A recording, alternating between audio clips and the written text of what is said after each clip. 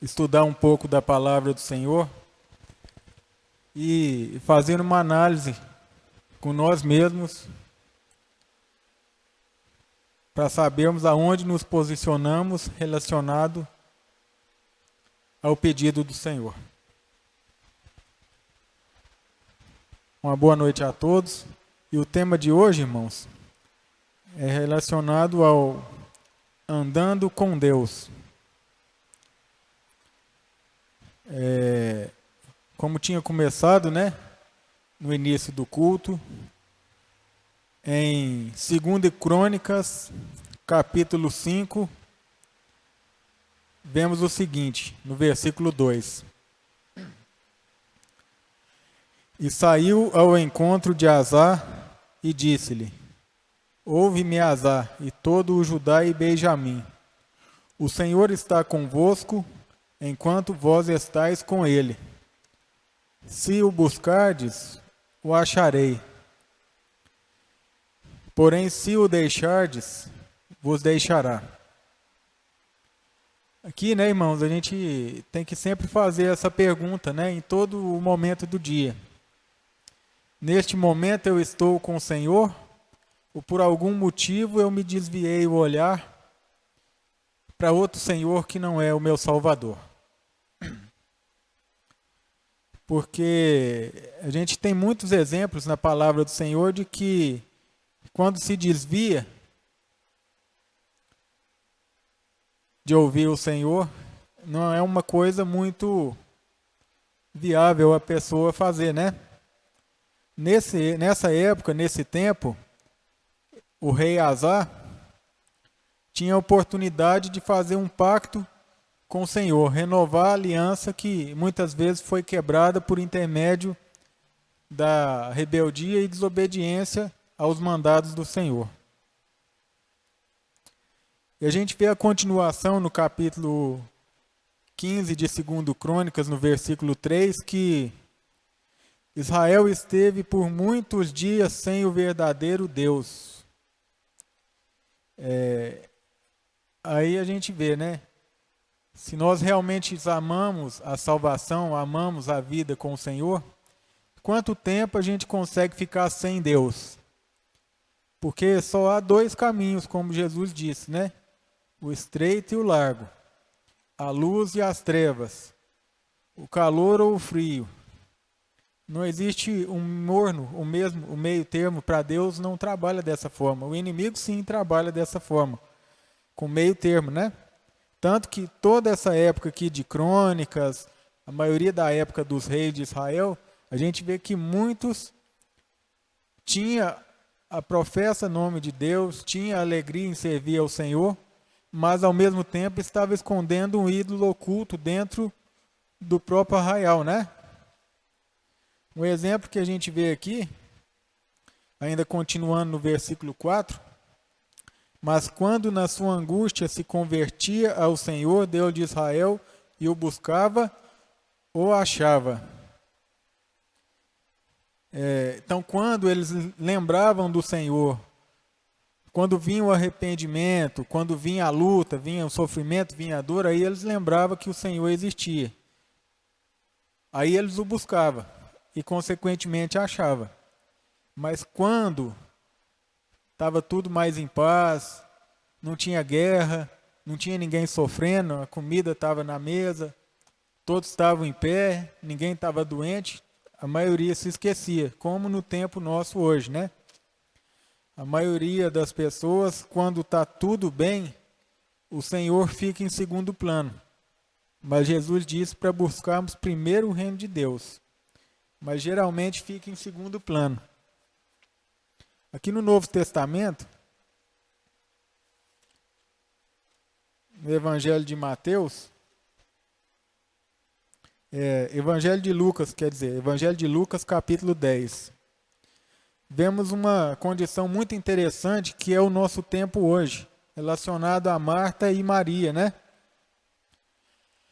Que começa falando o seguinte para nós no versículo 38 do Evangelho de Lucas, no capítulo 10. E aconteceu que, indo eles de caminho, entrou numa aldeia e certa mulher por nome Marta o recebeu em sua casa.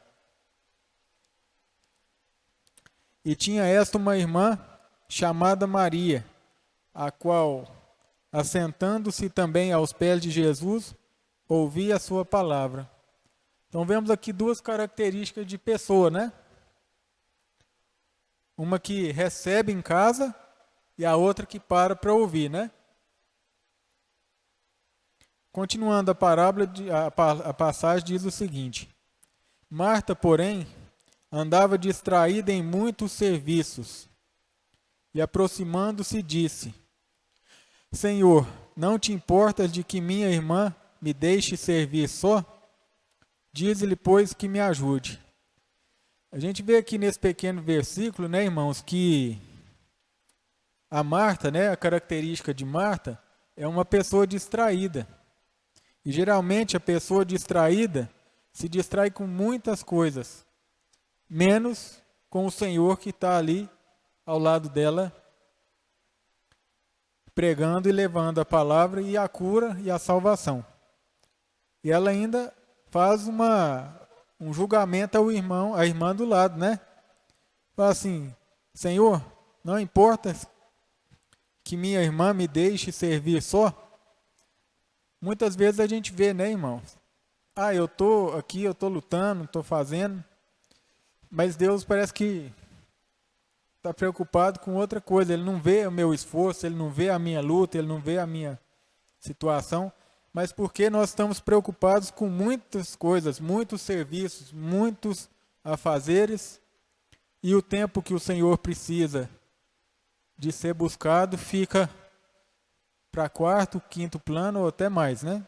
Ou até nem busca, né? Tem dia que a pessoa, se for colocar mesmo no papel e fazer uma análise, quanto tempo ela pensou em Deus naquele dia?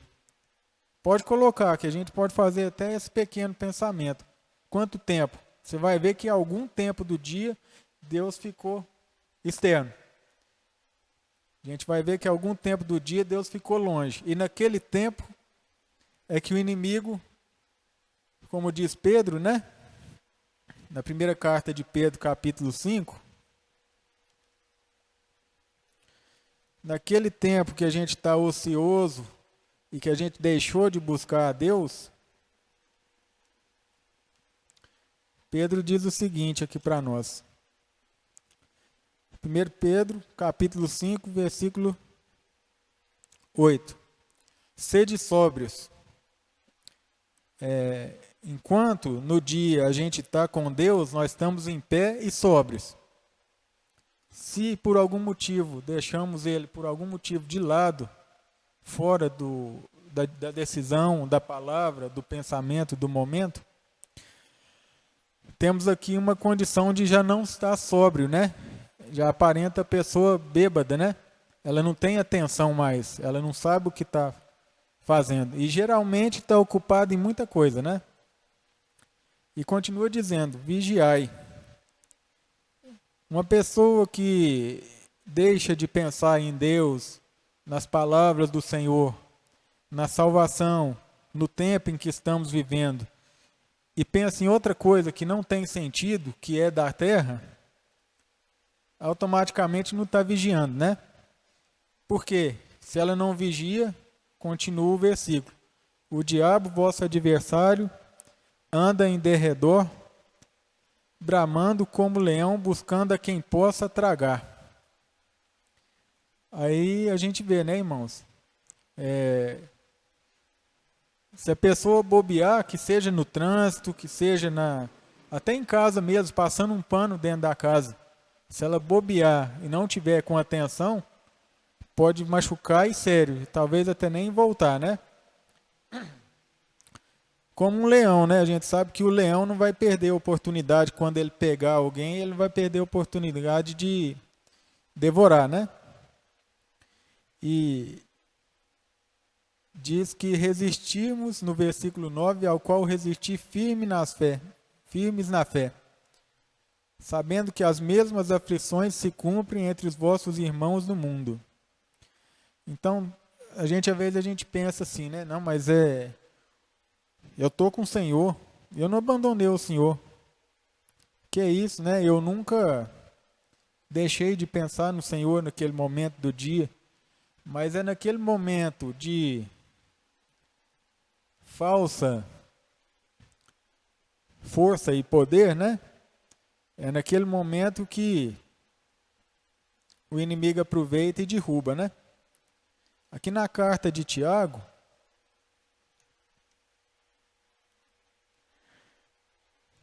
no capítulo 4, diz para nós o seguinte. Tiago, capítulo 4, versículo 8. Chegai-vos a Deus, e ele se chegará a vós. Limpai as mãos, pecadores, e vós de duplo ânimo purificai o coração. A gente vê então que esse duplo ânimo, né, é o que acontece com aqueles que estão no morno, né, na situação morna. Está na condição de uma pessoa que tem uma certa segurança de que Deus está com ela, então ela tenta se avançar, né, ou se divertir num terreno alheio, né, pensando que aquilo, ela com a força dela, com a segurança dela, ela vai poder sobreviver. E a gente bem sabe, né, que dependendo da forma que você avançar em alguma coisa, pode ser que não tenha volta, né? E ele continua dizendo para nós no versículo 9: Senti as vossas misérias e lamentai. Muitas vezes, irmãos, quando a gente está no meio do dia, com tudo, né? Como se diz assim, no conforme, né? Na situação assim estável, a gente faz o quê? Não sente miséria porque não está aparente, né? Está espiritual, mas não física, né? Não aos olhos, né? E a gente sabe que vivemos pela fé. E a fé é aquilo que a gente não vê. Então a mesma coisa, a falta de sentimento de temor ao Senhor faz com que a gente crie a força do inimigo, né? Geralmente a palavra que a gente mais escuta na Bíblia, né? A gente cria-se uma pessoa soberba, né? Ou como aqui em Apocalipse capítulo 3, né? No versículo 17, né? Com a característica da igreja do nosso tempo, né? A igreja de Laodiceia. Como dizeis, rico sou e estou enriquecido e de nada tenho falta. Esse é o pensamento que muitas vezes nós temos no dia. Ah, eu já orei de manhã, então agora Deus me protegeu, agora eu posso me arriscar num terreno alheio. Eu posso me arriscar a fazer qualquer coisa, porque posso me arriscar a ver ali um YouTube com uma coisa que não glorifica a Deus, posso me arriscar a conversar uma conversa desnecessária com um vizinho meu próximo, né? Posso me arriscar a ler uma revista ou alguma coisa que não traz nada de benefício para a minha vida, né? Então rico sou e de nada tenho falta. Mas a palavra do Senhor é constante, né, e firme. E não sabes que és um desgraçado e miserável, pobre, cego e nu. Aí vem a recomendação: aconselho-te que compres de mim ouro provado no fogo. Quer dizer, né, irmãos, que a nossa vida inteira, em todo momento, é prova. Se o cristão, por algum motivo, está em paz e não está tendo prova, nem moral, nem espiritual e nem física, alguma coisa está errada. É sinal que ele não está vigiando, não está vigilante e não está sóbrio. Se ele não está sóbrio, não tem por que o inimigo avançar em atacá-lo. Né? A gente vê que o inimigo foi tentar Jesus no deserto quando ele estava o quê? Já há 40 dias, sem comer e sem dormir. Não foi no primeiro dia, né? Ele já estava 40 dias passando isso. Aí depois ele chegou e falou, né? Se tem fome, transforma essa pedra em pão, né? E o que acontece conosco é a mesma coisa. O inimigo, ele é pode-se dizer assim, né? Apesar de chamar a palavra guerreiro, né? Mas não da fé, é um guerreiro da destruição, ele não tem nenhum receio de esperar a hora certa de atacar. Ele não vai esperar que a pessoa, quando está firme, ele não vai atacar naquele momento. Ele vai esperar uma brecha, né? Na hora que a pessoa falar assim, pronto, já estou em paz com Deus, já lavei as minhas vestes, né? E agora sim, agora eu posso descansar porque eu sei que Deus vai me cuidar, porque no Salmo está dizendo, né? Muitas vezes a gente vê essa situação, né?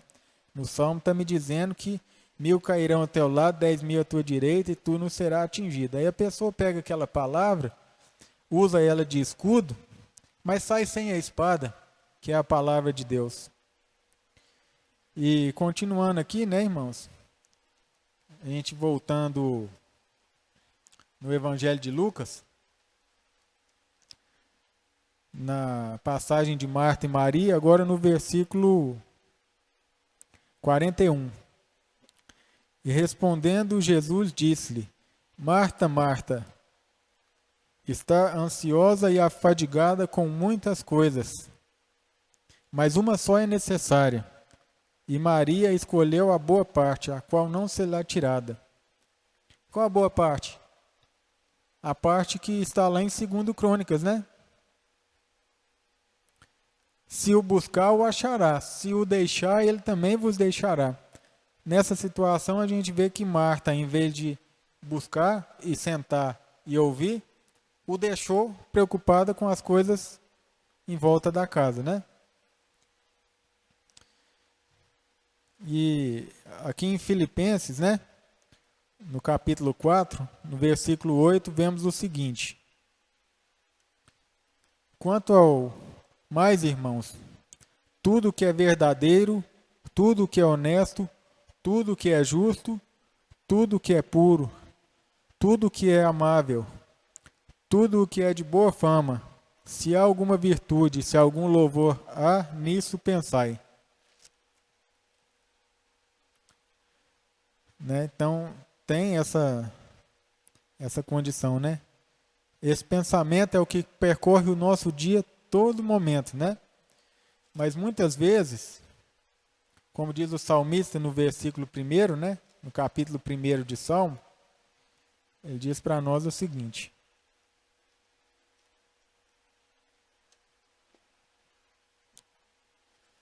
Salmo capítulo 1. Bem-aventurado o varão que não anda segundo o conselho dos ímpios. Bem-aventurado o varão que não anda segundo o conselho dos ímpios. Não se detém no caminho dos pecadores, nem se assenta na roda dos escarnecedores.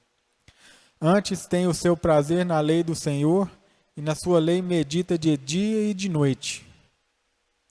Então não tem tempo para outra coisa, né? E no Salmo 119 diz para nós o seguinte, versículo 57. Ó Senhor, o Senhor é a minha porção, eu disse que observaria as suas palavras. Implorei, deveras o teu favor de todo o meu coração, tem piedade de mim segundo a tua palavra. Considerei os meus caminhos e voltei os meus pés para os teus testemunhos.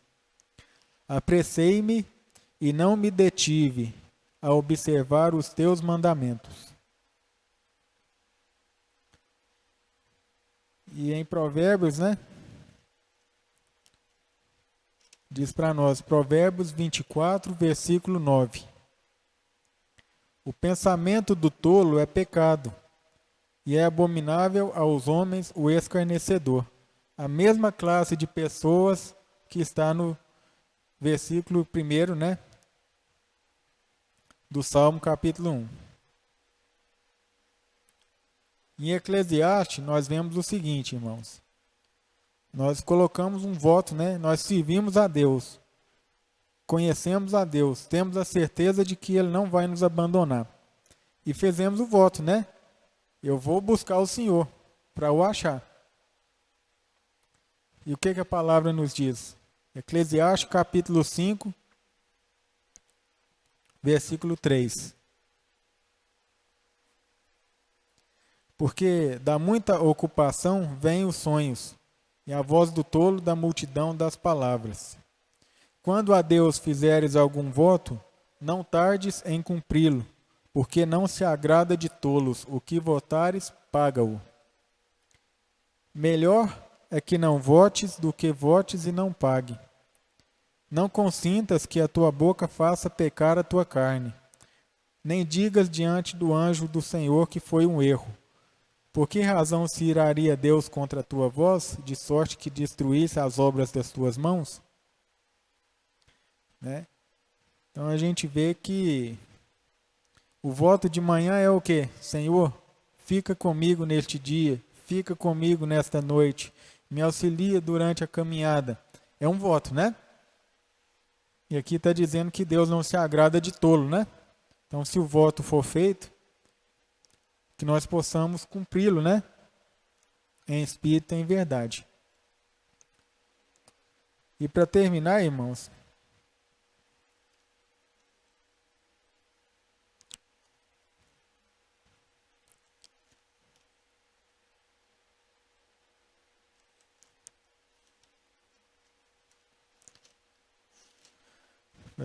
né, o estudo desta noite, temos uma recomendação aqui.